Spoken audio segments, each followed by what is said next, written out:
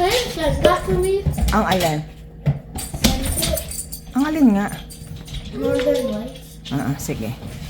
So I can show my friends. A few moments later. Good morning, guys. Naihatid ko na yung mga bagets sa school. At tayo naman magre-ready to go to work. May iwan yung isang yun. Saan siya? Yan. May iwan siya.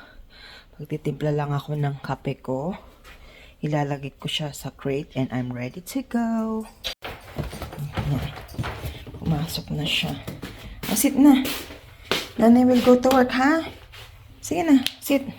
Sit. And then, okay. See you later. Yan. Kakatapos lang natin mag-work. Dumaan ako dito sa Timis. Binilhan ko yung mga bagets ng kanilang Timbits. Siyempre, yung cafe. Adik lang sa kape, diba? Yan. Di ko may lalakad ko pa si Milo kasi medyo malamig. Tignan natin mamaya kung anong mangyayari. Pero yun nga. Happy 1st of December. Lumalamig na. Pero yun nga. Wala pa kaming snow kaya ano lang, chill lang. Malamig lang sa kamay pero at least yung pagdadrive medyo maayos pa. Wala pang dulas-dulas. Pero syempre, wag nating usugin. Baka biglang pumuti ang kapaligiran. Ayun. Uwian mo na. Kainin mo na yung bully stick mo. Ayaw mo ng bully stick. Kainin mo na yun. Yan. Tignan natin kung may lalakad pa kita kasi susunduin ko na yung mga kuya mo. Enjoy your bully stick, okay? Let's see later, okay? Lucky yung donuts sa Timis. So, ano yan eh? Baileys. Ano to? Ano nga kasi yun? Boston Cream Baileys.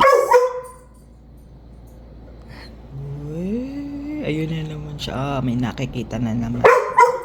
Ano? What do you want? Gusto mo donut? You can't have donuts, so I'm sorry. May nagre-reklamo.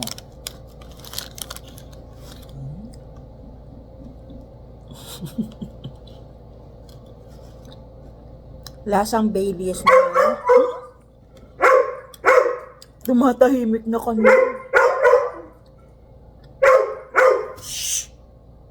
Lasang Baileys na non-alcohol. Ganyan. Cheers. Pampajobo. Oh no! Meanwhile, Mama, hands. Hi, Milo. Mama, hands. It's okay. Okay. Here. Hi.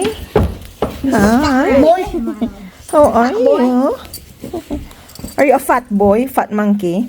He's half a beast. Yan. Ayos ba yung pasalubong ko sa inyo? Na-miss yung Timbits? Ha? Gutom na gutom yarn? Not really. I just wanted some. Really? Milo, sino yan? Si Kuyang Makulet? Ha? Hoy. Hoy, Milo. Hoy. Hoy, hoy, hoy, hoy, hoy. Naaamoy niya yung ano. Naaamoy niya yung Timbits. Kami. Labada-labada naman. Ang next. Ay, grabe. Ang lamig. Samantalang yung mga anak ko, hindi nila lamig. Naglaro pa sila niyan. Ayaw pang isuot yung winter jacket. Samantalang ang sakit-sakit sa kamay nung nung lamig. Wala. Pagkatapos, hindi ko na nailakad si Milo, di na kinaya ng powers ko kanina. Mahirap talaga ng masakit yung puso. Parang ayaw mong kumilos. Tapos ang lamig-lamig pa. Malamig kasi talaga, parang ang maganda na lang buti nakapagluto na ako ng mga kakainin. Isang hirapan na lang. Maganda rin palang magluto ng isang araw para sa week. Alam mo yun, para pagkapagod ka hindi ka bibili sa labas. Kasi meron ka pwedeng iinit na mga na mga ulam.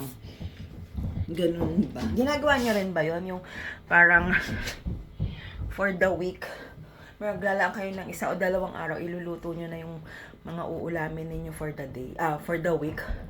Marami ng potahe para pagdating ng week na yon, hindi ka na mamumroblema sa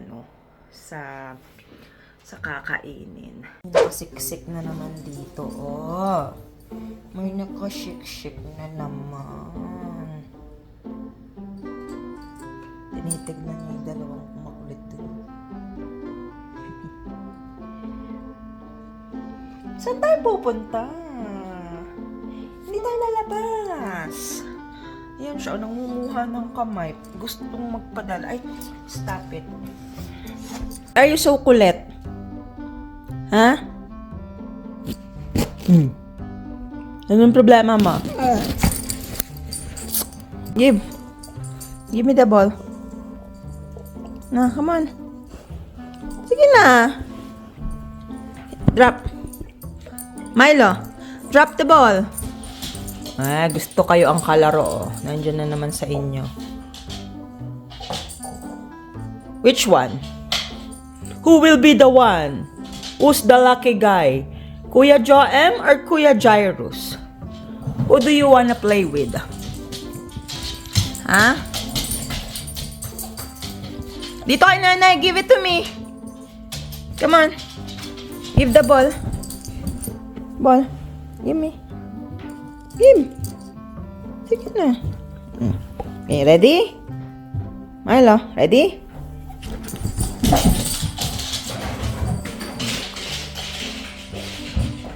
Sige. Uy, Diyos mio. Yan, give. Give me. Ayaw mo na? Ay, naku. Shh. Milo, ano ba, ilalaglag mo ba yung ball dyan?